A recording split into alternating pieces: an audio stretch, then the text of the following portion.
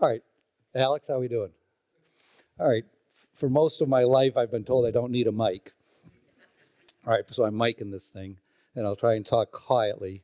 But anyway, I've been looking forward to this for quite a long time, and so thank you for coming here.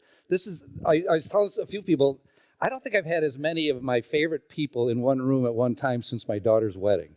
So this feels wedding-ish to me. So thank you. Anyway, thanks for coming.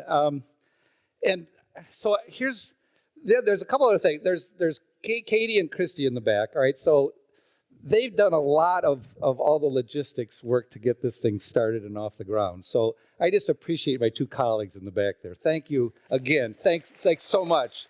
They're a joy to work with. Some of you may have known that I sort of semi-retired and it didn't stick very well, and then I'm back working. Part of the reason I'm back working is because of those two people and the rest of the colleagues that I get to work with. So anyway, thanks again. And also standing back there, there's Stace and there's Bill, another couple, Matt Atkins as well. We kind of all share it's not really an office, I don't know, it's a closet, so we sort of share this.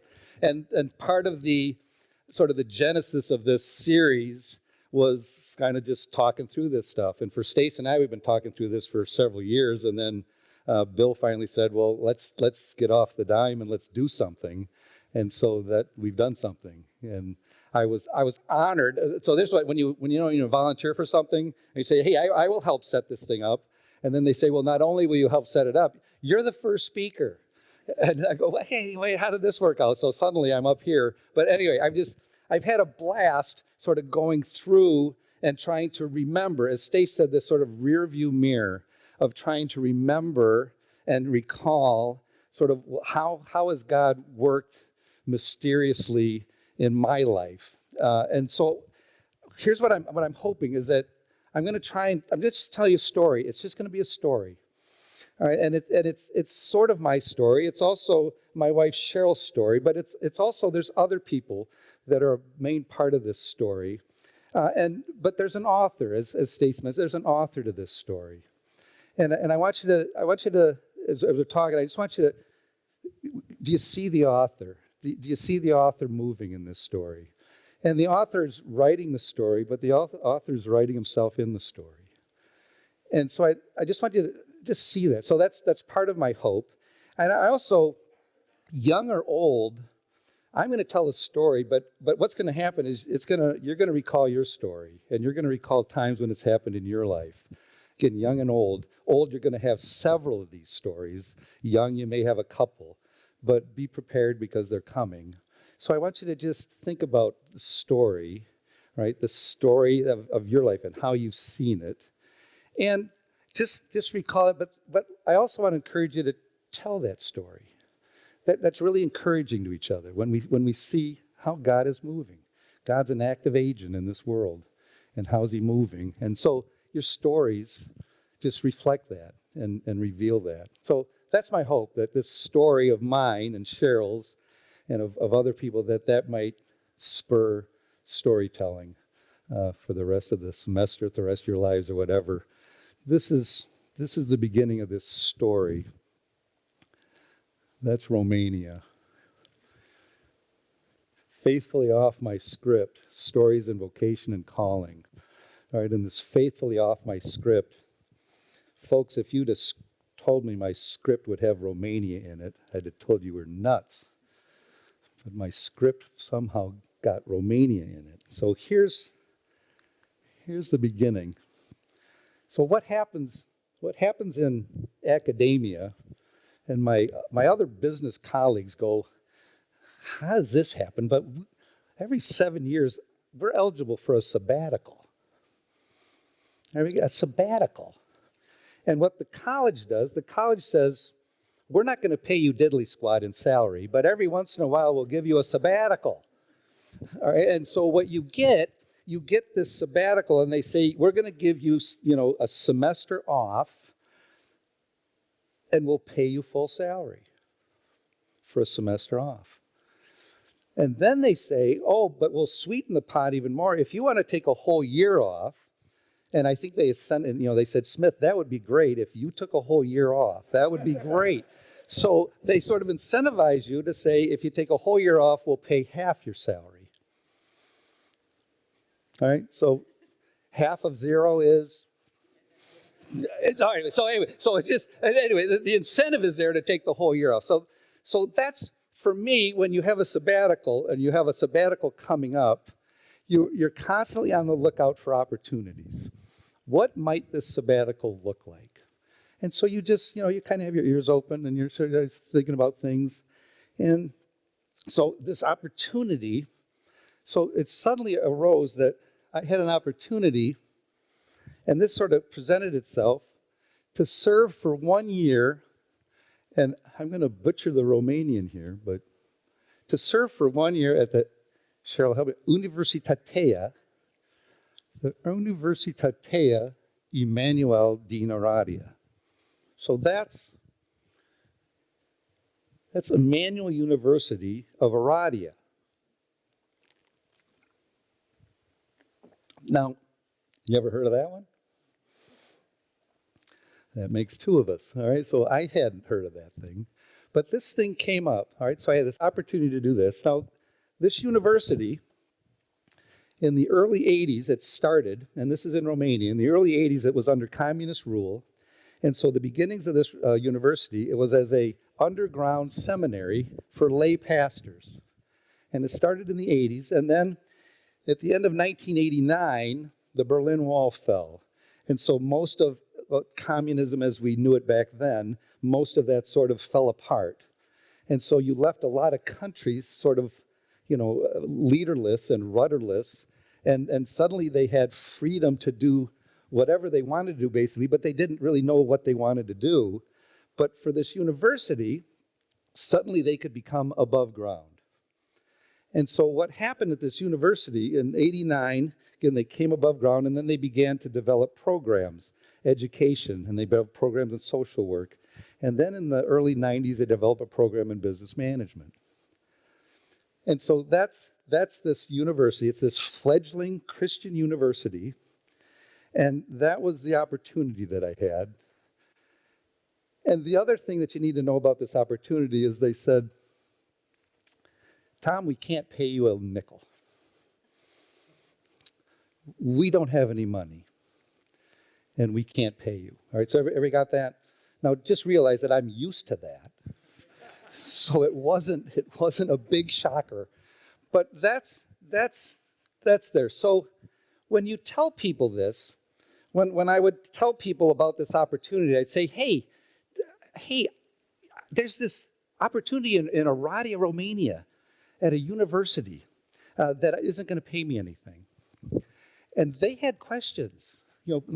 My people had questions, right? And so here's the first question that I'd get.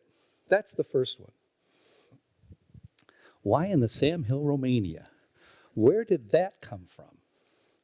Right? So all right, I'll just put a bookmark in there because I, like you, probably, I had no idea Romania. I didn't really, this is not what I did in elementary school and junior high and high school. I just didn't learn about Romania. So here you go. Here's a 5-minute liberal arts. It's not even going to be 5 minutes, but you ready? Here we go. Let's put a bookmark on this, why Romania. But everybody, there's Europe.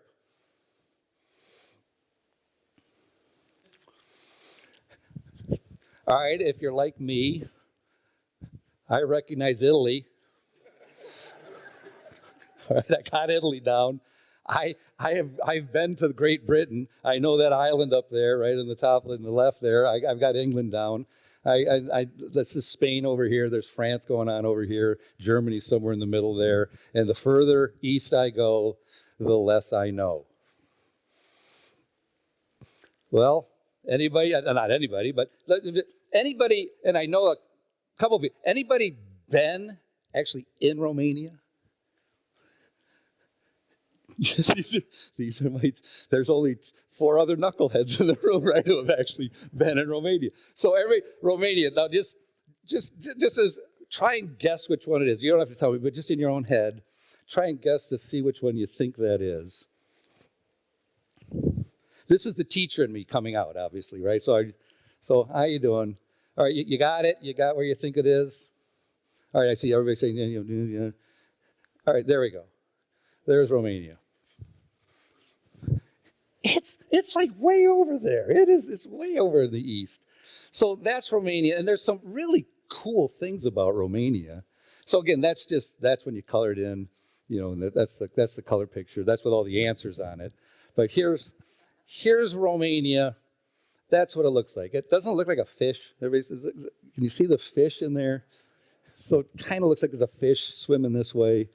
And just so you have an idea, and I also, all right, I got this, all right, I got to use this thing. So that's the Carpathian Mountains, and it kind of splits the country in half somewhat. And the Carpathians look like the Rocky Mountains. They're absolutely gorgeous, unbelievably gorgeous. These are the Apennine Mountains in here. And then you've probably heard of this, probably the other big characteristic of Romania is this southern border down here, that river down there is the Danube. All right, so the longest river in Europe, and that's the Danube. And the Danube the delta of the Danube ends up going around out in there, or in there, somewhere in there, whatever. But anyway, that's where the delta is, and it goes out into the Black Sea. So that's just good. All right, now you can say, did you learn anything tonight? Yeah, all right. Now you got something. So that's another look at Romania. And what I thought was cool, oops, sorry, that's not cool, was, look at that. It's like Transylvania is in Romania. This is awesome. So now you've got this Transylvania. Now, just so you know, we were not in Transylvania. We traveled through Transylvania. We kept our necks covered, and so we kept our wits about us. But we were over here in this town called Oradea. So there's Oradea up there. And just so you get a little sense, right, it's just about 12 kilometers. Don't you like this is European of me? I'm talking in kilometers now. All right, so this 12 kilometers from the Hungarian border. And so that gives you a little bit of sense. Now, you can also appreciate, that's where the Carpathian Mountains, so you can see how it kind of dissects things there. And just so you have a little idea, the country is so interesting because down here is really a big influence was from the Ottoman Empire way back in the day. So it has a very Muslim influence in this country. And then up here, you have a very Russian Orthodox influence that's going on there. And then in this part, it's a very Austro-Hungarian influence, which would be more on your Protestant sort of Christianity. So it's a very diverse country in terms of that. It's just really fascinating what it is. So, all right, everybody got that? That's the bookmark. All right, now we're going to go back to the story. So here we go. All right, remember, so why Romania? All right, why Romania? Any London May termers here? Yay. Any other London May termers? Yay, yeah, okay. So you guys can fact check this. Who's that? Come on, folks. Any ideas? No. Did you see him? Did you? Yes. Yeah. Okay. Here's my. All right. This is Lord Brian Griffiths. He looks young. Yeah. He looked older for you guys. He's kind of like a leprechaun-y kind of guy. But so Lord Brian Griffiths, so when we go to London, he's one of the gentlemen that we listen to in London. And it's kind of fun when you say, well, what are we going to do today? You say, we're going to go see the Lord. This is kind of nice. It plays out nice. But this is Lord Brian Griffiths. Lord Brian Griffiths was the dean of the London Business School. Lord Brian Griffiths was also in Margaret Thatcher's, for those of you that are old enough, Margaret Thatcher's government in the 80s. He was the chief economic advisor for the Thatcher government. All right, and he's also, he ended up then becoming a partner in Goldman Sachs, and he had nothing to do with finances. They just wanted him as part of their company so that they could use him in whatever way, shape, manner they wanted to, because they wanted his name. So just this is an unbelievably fascinating guy, and he's just been a faithful Christian his entire life, and a faithful, thoughtful Christian. And so we put our students in front of him. And when I led it, I don't know, Lord, if they still did, he said, what do you want me to talk about? And I say, I don't care. Anything you want to talk about is going to be fulfilling and it's going to be helpful to our students. And so one time we were there, and Lord Griffiths, he's talking about visiting the Vatican and talking with the Pope. Right? And then he says, oh, and then I was talking with Gordon Brown, who that time was the Exchequer, soon to be the Prime Minister of England. And then he says, oh, and then I jetted over to Romania, and I was at a small Christian university in Romania. And then I went back to the London School and had to give a talk at the London School of Economics. And then he rattled on and on and on. And I'm going, Christian university in Romania? I'd never heard of those three things together in a sentence. Christian university in Romania. Sounds like an interesting place. Cheryl was back at the hotel room in London, and I came in the door, and I remember opening the door, and there she is, and I said, Cheryl, I think we're supposed to go to Romania. And I'm expecting her to go, I had the same dream. I expected her to go, yes, I'm all for you. I'm with you, buddy. She was kind of, she's like, Romania? She again had to get out the map and sort of, where is this place?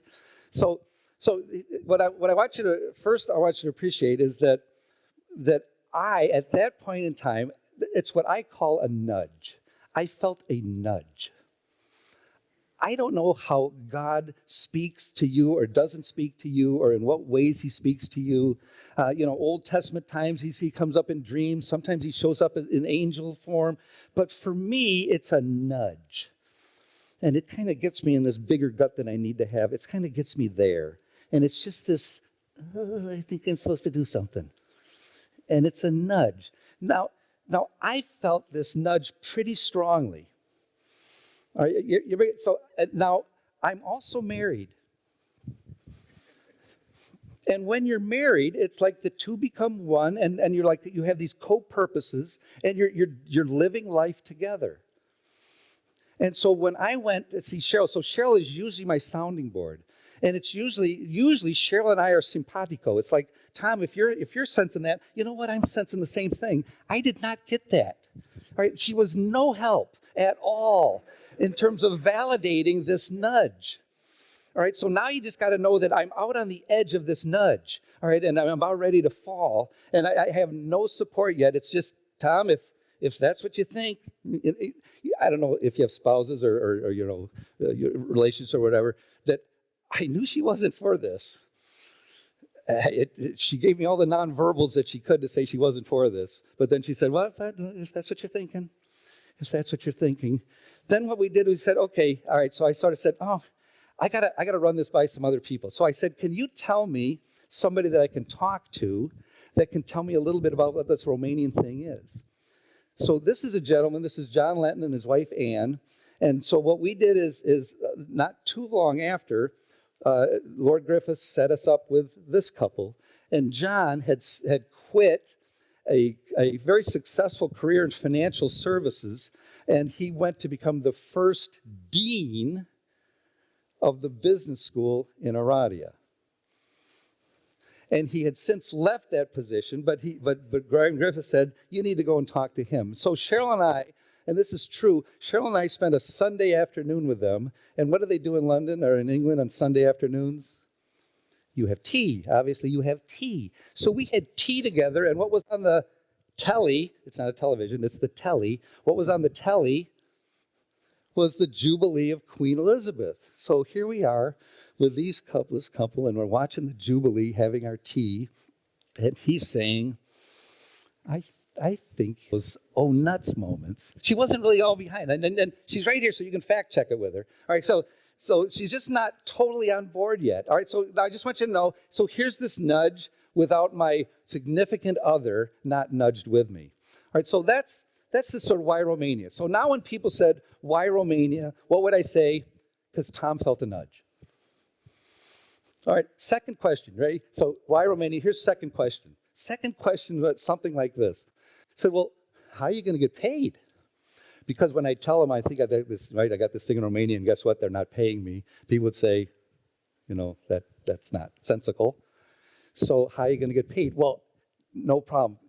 Men and women, I have this figured out. I got this covered. All right, so there's this thing called a Fulbright scholarship. All right, and let me just give you this. So I got it covered, guys. I got it covered. There's a lot of words on here, but here's what a Fulbright scholar. So this is what you need for Fulbright scholarship. First thing, again, you don't have to read all this thing, but you need a project proposal. You need a plan. And so I put together a beautiful plan. And it was great. I had all these research proposals. I was going to write. I was going to do some research. It was going to be empirical research. I was going to get data from all these different businesses in Romania. It was beautiful. I had this thing all laid out. I had the time frame. I had the deliverables. I had it all going. Everybody see the qualifications? Folks, I have a PhD from University of Michigan.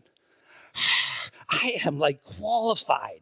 Whether I know anything or not is another story, but I got a piece of paper that says University of Michigan, PhD on it. So I've got the paper, I've got the qualifications.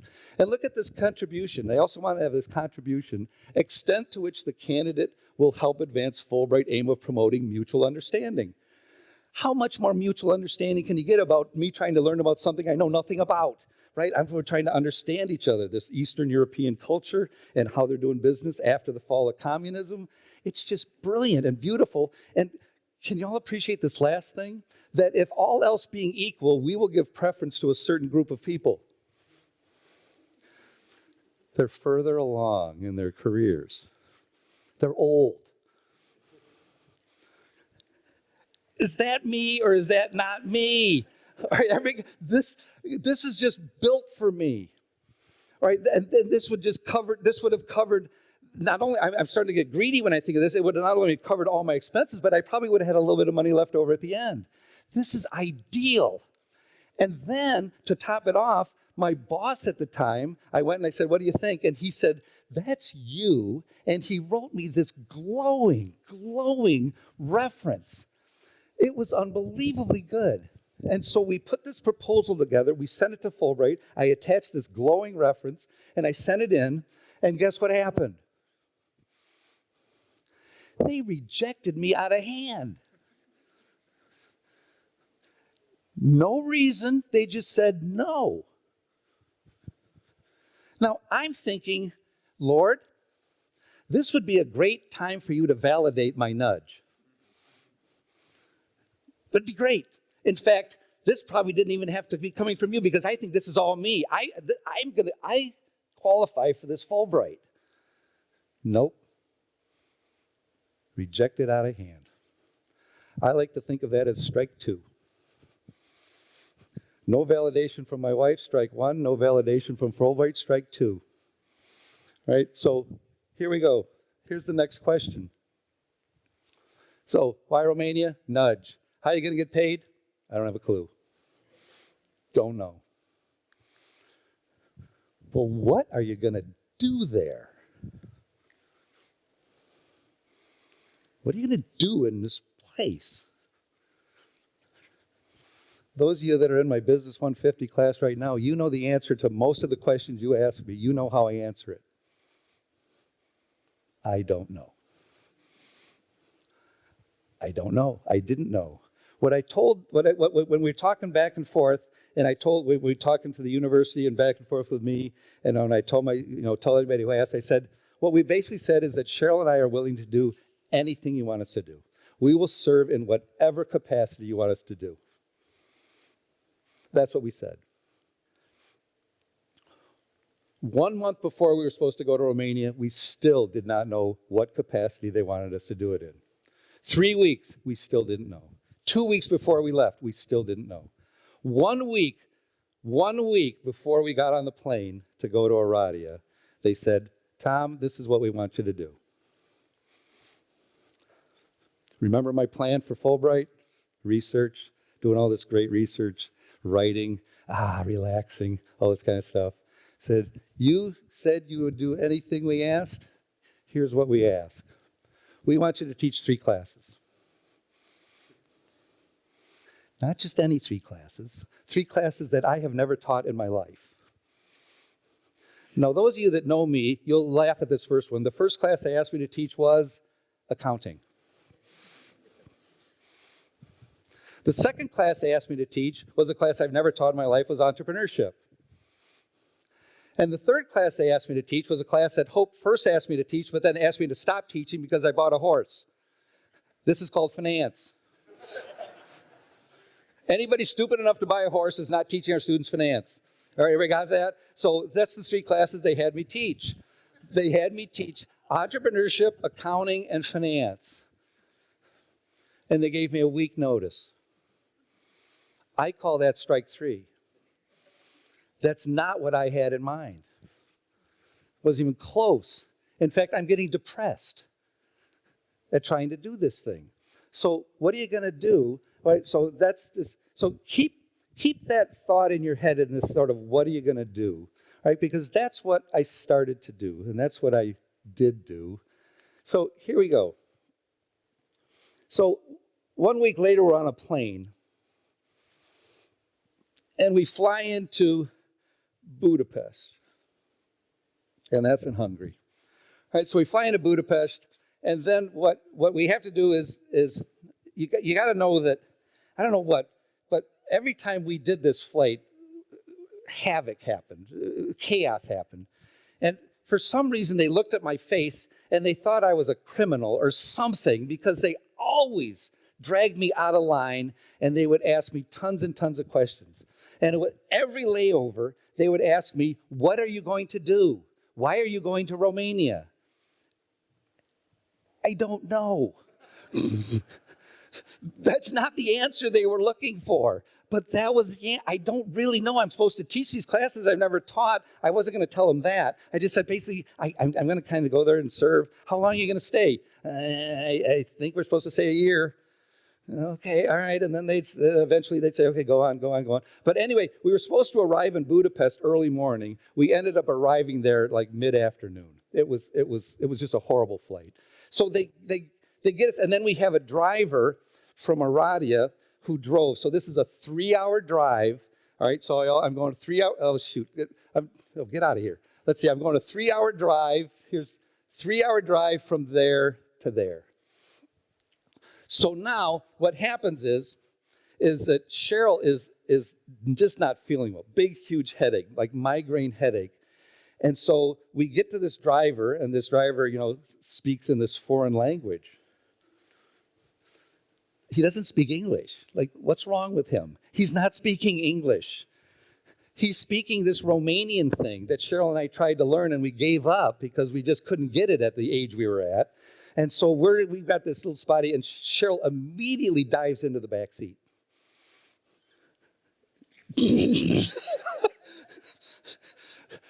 Because she wants me in the front seat so that I can chat with our driver. So here we are. He's speaking Romanian. Blah, blah, blah, blah, blah, blah, blah. He's speaking Romanian. And I'm like, yeah, right. And I'm trying to give a little bit of Romanian. I can say hello. I can say thank you. I can do all this kind of stuff. I don't have a clue what he's saying. All right, but this is a 3-hour drive, y'all. This is 3-hour drive on that highway. There is nothing to see between Budapest and the Romanian border. It is boring. This is Nebraska. All right, so y'all, this is 3 hours. Cheryl's in the back trying to sleep, getting rid of her headache, and I'm chatting with the driver. All right, so we're chatting with this thing. So we're going, oh my gosh. Then we get to the Romanian border. So here's the Romanian border. And you're like, oh my gosh. So and this has actually been cleaned up. All right, when we hit the Romanian border, it was like, this is nasty. This is nasty stuff. And so we get to the Romanian border, and we're going, okay, good, 12 more kilometers, and we're there. And again, Cheryl's got this splitting headache. I'm all talked out. I don't know what to do anymore. So here's the first things we see in Romania. So after you get through the border, you pass the sort of industrial area outside of Aradia. And these are the old communist factories. And this factory was derelict for about 20 years. They eventually tore it down. But this is what greets you. Welcome to Romania. That's the next one we saw. Welcome to Romania. Now, you get out of the industrial thing and you start getting into the residential thing. Welcome to Romania. This is what we get. This is what Miss Headache down here got. All right, and this isn't helping her headache. And this is what we're looking at. Welcome to Romania. So here's and this is exactly, so here I am in the front seat, and I look back at Cheryl, and she looks up at me, and you know when you make this eye connection, and you know exactly what the other person's thinking. We're thinking, what have we done? Cheryl's kind of thinking, what have you done? But it's primarily this, what have we gotten ourselves into? This is depressing. We're signed up for this thing for a year. Now, we get closer to the university, and you start seeing a little bit of civilization going on, and then you eventually get, that's the university. So it's kind of an oasis of a sense, but that's the entire campus, right there. You've got the chapel on the left, and then that other big building is all the classrooms, all the offices, all the dorm rooms. It's everything. Something you can't see. There's another building over here called the cafeteria, but that's giving it a lot more due than it is because a cafeteria assumes that you're actually eating food. All right, so, but this was not necessarily food that we were eating. But that's where we were. And folks, that's us. That was our room. Because one of the other things that I need to tell you is that because they couldn't pay me anything in money, they said, well, we can sort of compensate you by giving you a room. Right? So you don't have to have sort of a house or something. So we got to live in the dorm. We couldn't wait to live in the dorm. That's a lie. That's a total lie. That's the last thing we wanted to live in was a dorm. Now, so suddenly, all right, so we've looked through all these depressing things, and this looks kind of nice, right? This is kind of pretty good stuff. Well, then we get inside. All right, that's our room. Headache returning, right? So all this stuff. So this is our room. Can everybody appreciate this thing? These are old woolen army blankets. They are itchy. They're just not real soft and cuddly. These things are a nasty piece of work. This is the best room in the house because you got to see this thing. This is the shower. Are y'all tracking with me? This is the shower. Now, there's this thing up here. There's this thing here. So that thing up there is called a water heater. Because in Romania, you only have hot water for a couple hours a day. We found out for our particular facility, it was at 5 in the morning and at about 6 at night. So you'd have hot water. And the only other way you'd have hot water is if somebody jerry-rigged something like that up there. And so every once in a while, this is true. So what Cheryl and I would do is we would tentatively try to take a shower. We really, if we didn't have to take a shower for the whole time, we wouldn't have. All right, but eventually you have to take a shower. And so you go in there and it's like freezing. Hot. Oh, cold. You just, but there was a time when it was going from freezing to boiling that there was about 2 seconds when it was actually, bearable. And so, Cheryl, quick, get in here, and so and the shower also, when you had the shower head, one sprayed this way, one sprayed that way, and one sprayed that way. You only had like 3 actual nozzles that worked. And so, you had to sort of move this thing around just to get it wet. It was awful. This is not what we were used to, nor what we thought we would have. And we're just not these gritty folks that say, yeah, whatever. This was nasty. All right, this is like strike 5. You baseball players out there, we don't get more than 3, right? But this is strike 5.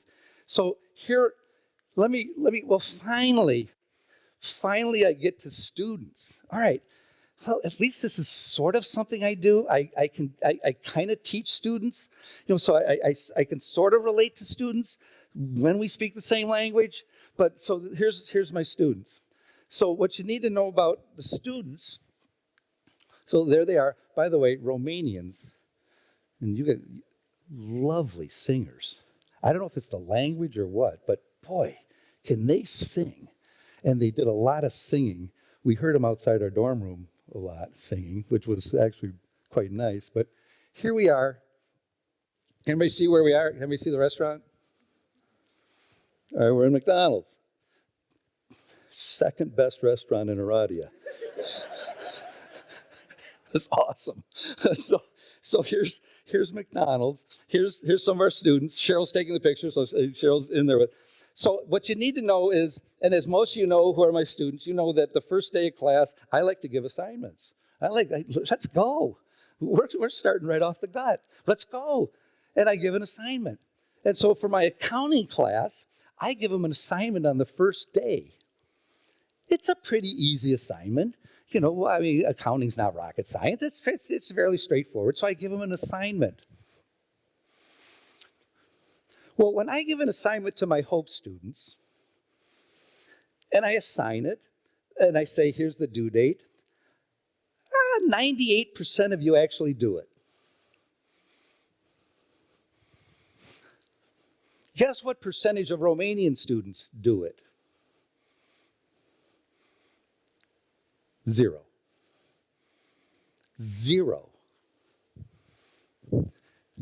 And so after this first thing, when I said, okay, you hand it in, they're all looking at me like, you hand what in? I said, the assignment they're supposed to hand it. Oh, sorry. Yeah, we didn't do that. And so I got a couple of them afterward, and I just said, hey, I'm a new guy in town. Can you tell me about this, why you didn't hand this thing in? They said, well, in Romania, if we don't think it's going to help us, we don't do the assignment. Oh. So I went back to Cheryl and I said, Cheryl, we're closing in on strike 6 here. All right, because my teaching style and their learning style are so totally opposite that I'm probably harming more than I'm helping. And I don't think I can adjust to their learning style. And I certainly don't think they're going to adjust to my teaching style. And so here's this thing, they're having me teach 3 classes that I've never taught before to students who have no clue what I'm saying, who have no interest in doing what I'm trying to achieve, and I have no understanding of what's driving them. That's called strike 6. You ready for strike 7? All right, because here we go. So here's my colleagues. This is my boss. This is Sebi. All right, this is Sebi. That's his wife and their young kids. So Sebi's my boss. Sebi's the dean. And then here's John and Sylvia. John and Sylvia were in charge of making sure Tom and Cheryl didn't kill themselves, or that Tom and Cheryl didn't die because they didn't understand Romania. And they were really our guides and our hosts. And they even, when we tried to rent a car one time and it was a manual shift, they didn't think any Americans ever knew how to use a manual shift car. And so they came and trained us how to do a manual shift car, which I've driven all my life. So I knew this. But anyway, that's what they were in charge of doing. So this is John and Sylvia and Sebi. So one of the things that this college had to do, this college had to get credibility.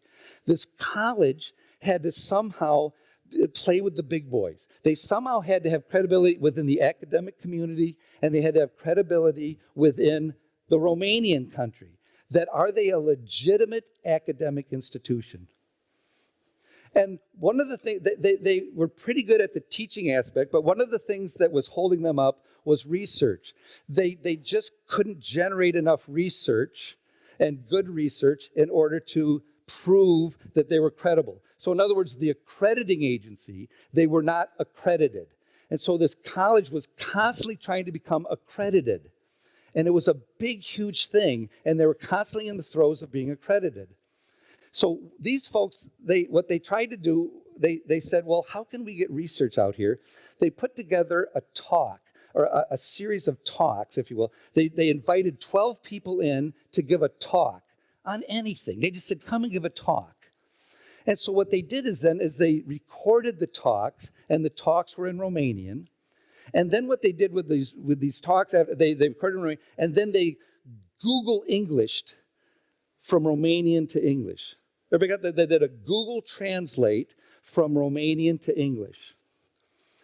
And then they said, Tom, you told us you would do anything. Can you translate from Google English to English? 12 academic papers. Can you translate them? And what does Tom say? Sure. Remember, I'm here to do anything you want me to do. And so here I am.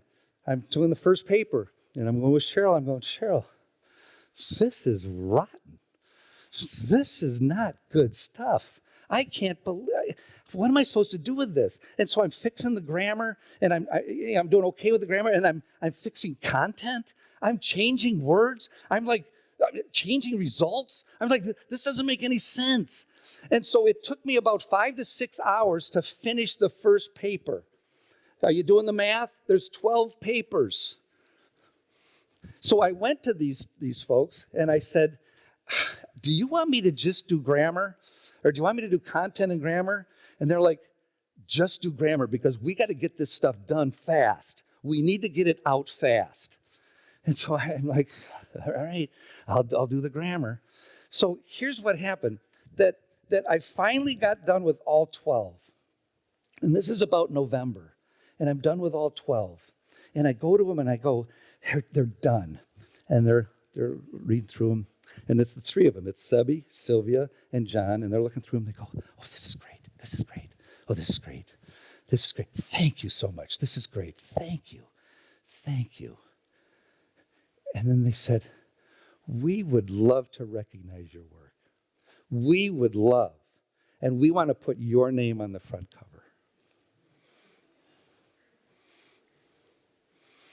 Now, nice Tom, I'm a nice guy.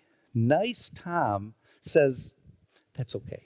It's all right. No, you don't have to do that. And they're like, yeah, that's nice Tom talking. That's nice Tom. No. We want to put your name on the front cover. I'm like, oh, I'd rather you not. I really don't want you to put my name on the cover if that's okay. You don't. And then they pulled out their Ace of Hearts card, and they went in true Romanian style. They went, we insist that your name's on the front cover.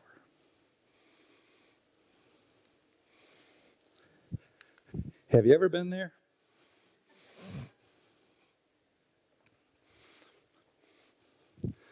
I don't know about you, and this has to go sort of how God works, at least in my life. He works in nudges, but there's another thing that God works in my life is he says, Tom, you're by default a nice guy. You don't even have to work at being nice. You're not a kind guy. You're a nice guy. You see nice Tom over there on the left? That's nice Tom. And nice Tom, and folks, this is exactly what's happening in the middle of this conversation. Nice Tom is saying, you knucklehead, just say yes. You got to live with these folks for another year. Why do you want to enter into this conflict? Why do you want them to not like you? Why don't you just say yes? It will make your life so much easier. And it's the nice thing to do. They're asking you to do this. They're showing their gratitude. You need, in a nice way, to just say yes. What does kind Tom, and this is God in my head saying, are you going to be nice or are you going to be kind? Are you going to speak the truth in love? That's what kind is. Are you going to be kind? And kind might ruffle some feathers. Kind might not be taken too well. This is what's going on in my head. So suddenly, what comes out of my head and cut out of my mouth, because I have no filter anymore, you all know that, what comes out of my mouth is I say, no, I insist.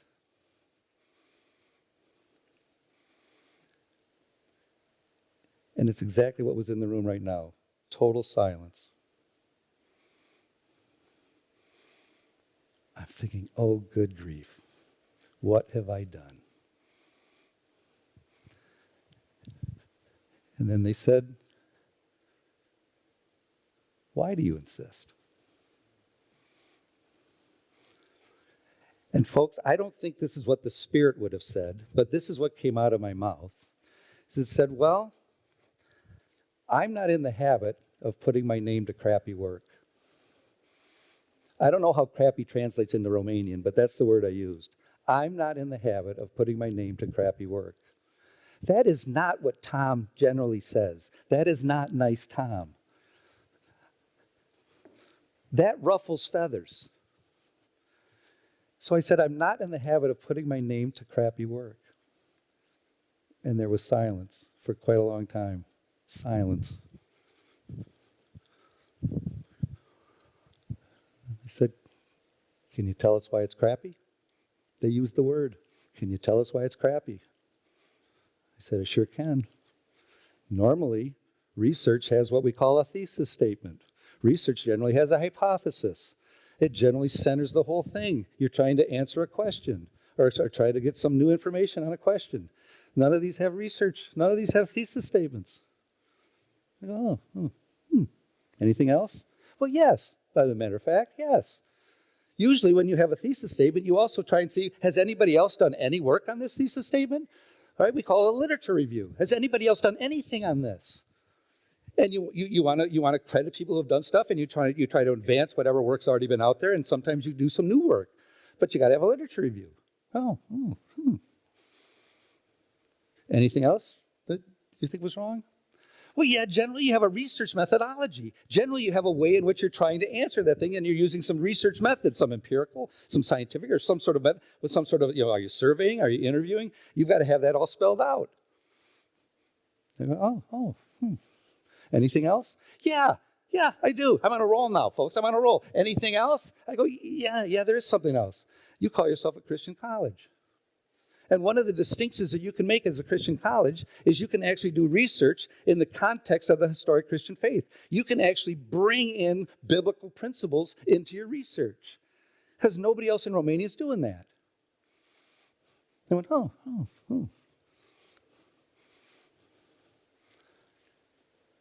Can you teach us how to do that?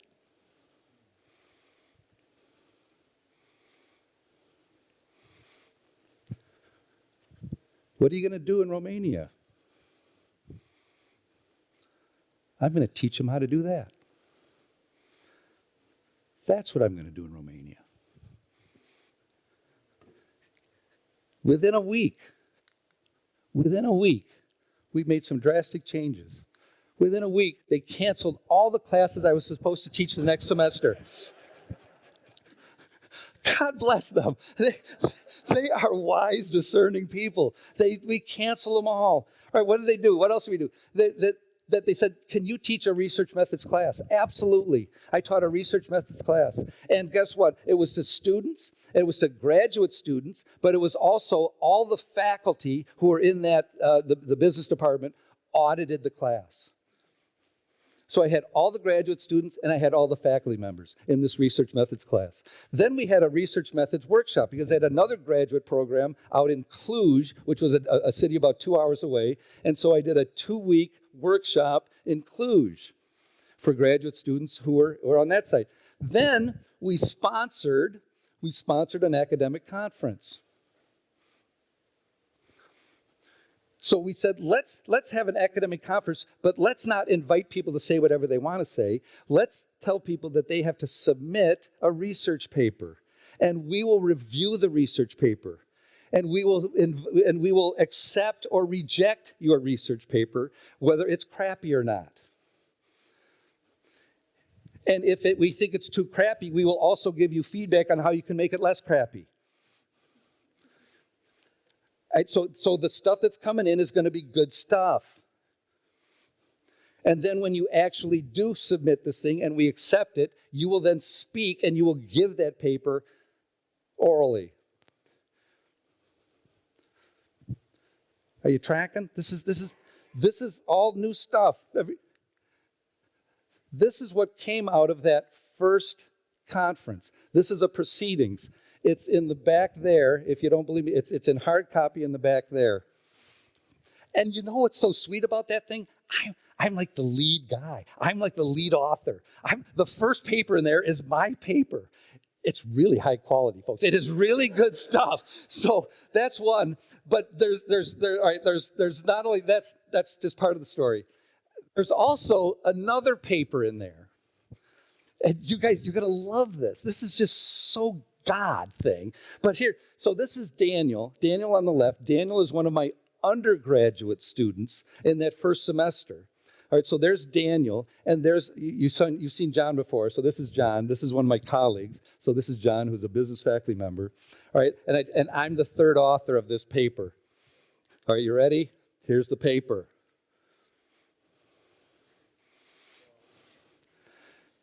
You all know I'm a social media kind of guy. That's the paper. And guess what? Guess what discipline it's in? Here's an OM student. Who's my favorite other discipline? Who do I always rag on? Sorry. Remember, operations were supply. Who drives us nuts? Yeah, look. Marketing drives us batty. Marketing drives us nuts. Folks, that's a marketing paper. With social media. Who would have thought in my wildest dreams I'm writing a marketing paper about Facebook? Give me a break. So that's what's happening. So, folks, just so you know, it wasn't a one and done. This is year after year after year after year. That first one was 2014. They're still doing it in 2025. It's still going. That had sticking power. Right? These are quality stuff. That's what they got going. So what else did they do? So we sponsored this academic conference, and then basically what happened is, if you can appreciate it, I became an academic in residence. It was awesome. I was an academic in residence. So what did that mean? What does an academic in residence mean? It means I sort of get to sit down somewhere, and then these people just come to me. And that's what was happening. They were coming to me. And they were coming from all circles of life. They were coming from everywhere. They're coming to me. Right? And she'd go, who'd you talk to today? And I go, you wouldn't believe it. You wouldn't believe who I'm talking to today. And it somehow or other, whoever came to talk to me, I had something of value that I could share with them. It was uncanny. It was like, I'm going to wake up today. Who am I going to talk to? I don't know, but I know I'm going to add value somehow. Because every experience that I've had in my life seems to be applicable to what these people are looking for. It was unbelievable. I was in my sweet spot. Folks, in Romania, in Oradea, I am a rock star. Self-proclaimed, yes, but I am a rock star there. It's just big. And what I want you to just think about this. I want you to think about Romania. I want you to think about, I'm an older Christian. If you were a Christian growing up and you were my age and my generation, if you were a serious, faithful Christian in Romania back in the 80s, what do you think happened to you? You were probably killed or you were exiled. If you were a serious businessman, which I also am, if you were a serious businessman, what would happen to you in the 80s? They did not want you in the country. If you were an academic in the 80s, what happened to you in Romania? You probably didn't stay in the country, or you were killed. I'm a serious Christian, I'm a businessman, and I'm an academic. And I'm 50 years old at the time. I'm 50 years old. There is nobody in Romania that looks like me or has my qualifications.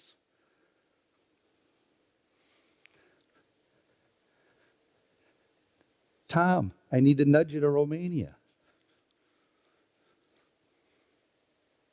I need you to go to Romania. That wasn't my script. I don't know where it came from. I think I do know where it came from. But you ready? Here we go. And I'm checking the time because we've got some food over there. But anyway, I want you to know that this isn't just Tom's story. This is a Cheryl story. I mean, she's part and parcel of this thing. So this is my life partner that we do life together. And so Cheryl, when they say, well, Cheryl, what are you going to do? Well, Tom doesn't know what he's going to do. What are you going to do? She would say, I don't know. She's a nurse by trade, but she can't do nursing in Romania because they don't honor her license. So she's in the I don't know world. So here's my lovely wife, Cheryl. So what began to happen?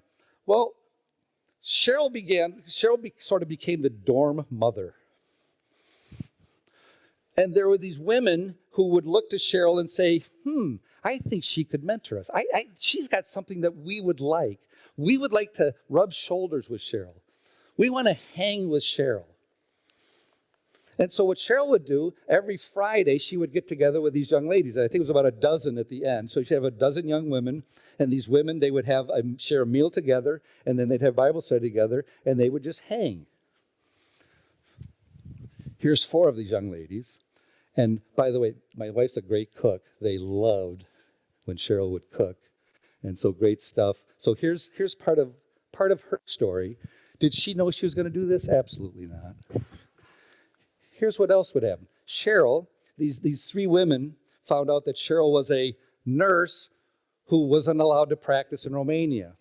And so one of the things that happened within the church here, the church that was attached to this university, the church in Romania, let's just say the Romanian government doesn't do a lot of social service stuff very well. They just don't do it very well. And so what these 3 women did is they put together a hospice care. They put together hospice in Romania. And so they were in charge of hospice. And when they found out what Cheryl could do, they gobbled her up. But I want you to understand what Cheryl did at hospice. She sorted diapers. She counted out pills.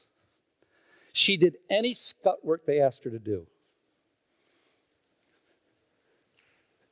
Because nobody else would do that work. And so this is Cheryl, and there's Hospice Emmanuel. Everybody see it? So there's hospice there. So Cheryl was part and parcel to keeping that thing going, and they loved her because Cheryl, nothing for her. She said, nothing is beneath me. I will do anything.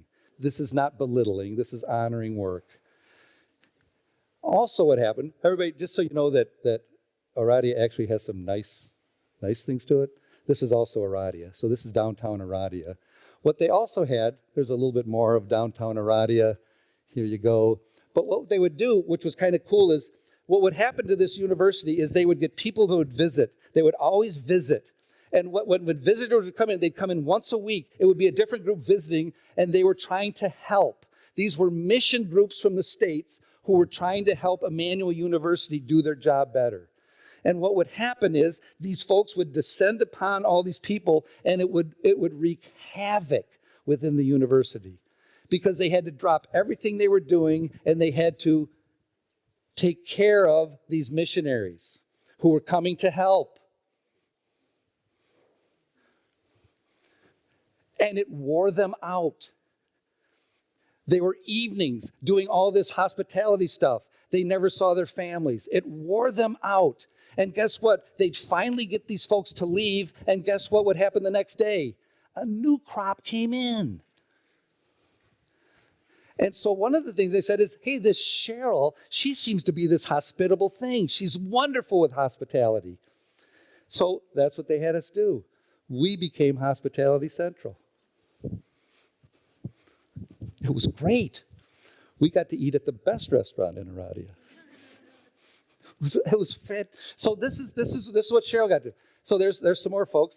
Just to give you a little bit of sense. So here's the Streeters over here. This is Emmy and Natalie on the left. And the Streeters came over, and they were putting a conference together. And one of the things in the conference, here's the conference, here's the people at the conference. One of the things they had in the conference was the Romanian Christians had some sort of negativity, or they just very hesitate to adopt. They just didn't sort of believe in adoption. This was in the Romanian Christian community. And so one of the things that they wanted to talk about was this adoption thing. And guess what we have done? Our second daughter is adopted.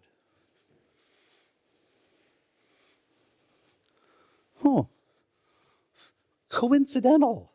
All this kind of stuff is going on. So this is the kind of stuff that Cheryl did. So let me give 5 minutes of your time and to the takeaways, and then we got to hit that stuff in the back. So here we go. Here's takeaways. Here's the first thing I want you to just sort of appreciate, and that calling is often better recognized in community. That part of this understanding what I was supposed to do was this Romanian community. They didn't know what I was supposed to do. They didn't know what to do with this guy.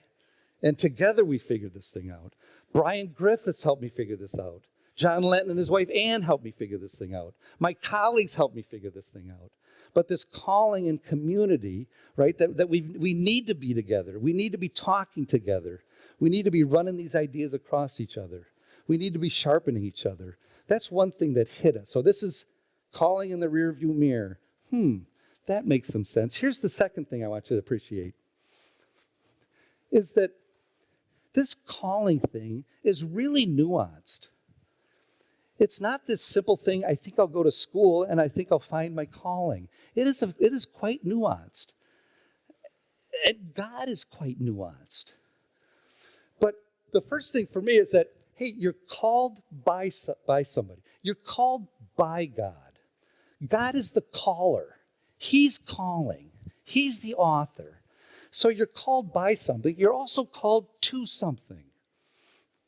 But this next one is what I really loved, is we're also called to be something. We're called to be a certain type of people. We're called to be transformed. God was calling me to be kind. You need to be kind. Because when you're nice, you never would have done any of this stuff. If you'd have said yes to putting your name on that cover, guess what? You never would have done you never would have done the research thing. You never would have had a second semester being academic in residence. You never would have had that impact if you were nice. When God said you better be kind, guess what? I figured out, or I now sensed, what I was supposed to do. For me, be came before do. At least in this case, it's sensed that God said, I need you to be this before you can do that. That's how it happened to me. I'm not saying that's how it always happened, but for me, that was an eye-opener. Those of you that have me in class now, you know that I tend to try and be more kind than nice, and it drives you crazy. Sorry. Not sorry. All right, so that's the so let's go. Remember the Fulbright?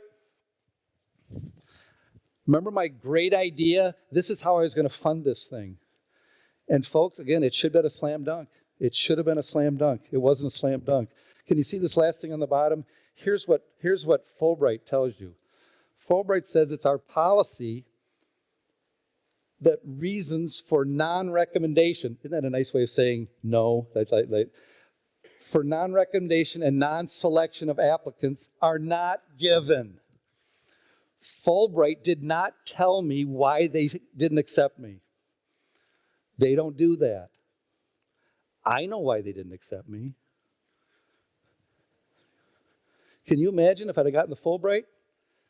Can you imagine what I was going to be doing in Romania? Not what God wanted me to do in Romania. I would have had to have done what Fulbright wanted me to do in Romania. And God said, I got a better way. I didn't know it at the time. I do now. Sweet, sweet. Here we go. Last thing, sense of mystery. I just want you to say the sense of mystery. All right, we're not always granted full understanding. We just don't always know. And even now looking in the rearview mirror, I just don't always know this Romanian thing. Cheryl does not always know. She still doesn't know why we fully went there. But here's what I want you to, here's the really cool thing. And we'll end it on this story. That's Jenny. Jenny was the chef. All right. Chef tends to have an elevated status. All right. So, but anyway, Jenny was the chef. Jenny did not have a lot of stuff to work with. So Jenny would just have to work with whatever was donated. And unfortunately, for much of our time in Romania, cauliflower seemed to be the big thing that was donated. So everything had cauliflower in it. I never thought in my life I'd be going, Cheryl, let's go to McDonald's. That's just not coming out of my mouth in the U.S. But so anyway, Jenny loved Cheryl. She absolutely loved Cheryl. One of the problems with this is that when we would walk through the line, Jenny would give Cheryl and I double portions of cauliflower. So here's Jenny. And Jenny said, Jenny and her husband wanted to take us into Hungary, and they wanted to take us to lunch on a Sunday afternoon. And so what Jenny said is she invited us to church. And by the way, don't accept an invitation to a Romanian church, because if you're a new person, they have you stand up and talk. I had to give like a 10-minute sermon. Don't do it, folks. But anyway, so here we are, Jenny who speaks Romanian. Her husband speaks Hungarian. Tom and Cheryl speak English. And we have this drive into the Hungarian countryside, and then we're going to have lunch together, and then we're going to drive back. And what did we have to do? But we were talking to each other. Now, you ready for this? This is awesome, because I don't know Hungarian, I don't know Romanian, nor does Cheryl. We were not communicating, folks. We didn't know what the other one was saying. But then suddenly, Jenny said something in Spanish. I know Spanish. Like you students out there who had to take a foreign language, and you're probably saying, when in the Sam Hill am I ever going to use this thing? Well, it might be in Romania. So here's Jenny and I. We're speaking Espanol all the way to Hungary and all the way back. You never know. You never know how God is preparing you and how that preparation is going to play out. You just don't know. You need to be faithful. Follow me. Follow me. Be faithful in that following. And it's the ride of your life. It's unbelievable. So let's take this thing. So this thing, again, for the do, it often comes with surprising preparedness. Just cool stuff. So this is uncanny, because on Monday I'm having sort of a devotion. I'm to my devotion, and this comes across in terms of my reading, and it just captured everything that I was hoping to say here. And he did it in like one paragraph. I'm taking an hour and 5 minutes. So just read. Our own adventure of faith won't necessarily involve dragons and Death Stars. You see what kind of stuff I read. This is Lord of the Rings, Bilbo Baggins, and Star Wars, Death Stars. So anyway, it probably won't involve those things.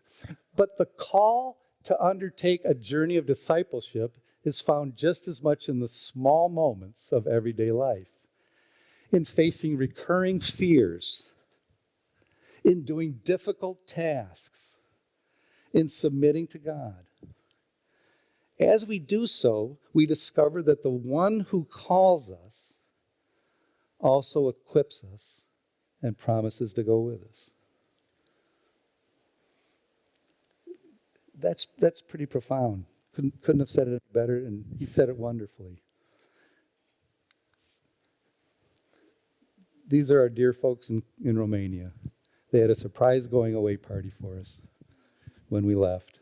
And we have some of the gifts they gave us are really simple gifts and really special gifts that they gave us. And so here we are. This is Cheryl and I in our younger years. All right, and they're just the love in their heart. They just bestowed love upon us and grace upon us time and time again. And so here was the surprise party as we're heading back to the States the day after, and they're just showering us with gifts, showering us with food, and showering us with their love. It was pretty special.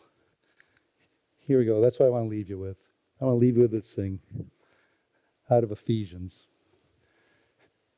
It's kind of a benediction. Now to him who is able to do far more abundantly than all that we ask or think, according to the power at work within us, to him be glory in the church and in Christ Jesus throughout all generations, forever and ever. Amen. Thank you all. Thanks for coming. Appreciate it. Thank you.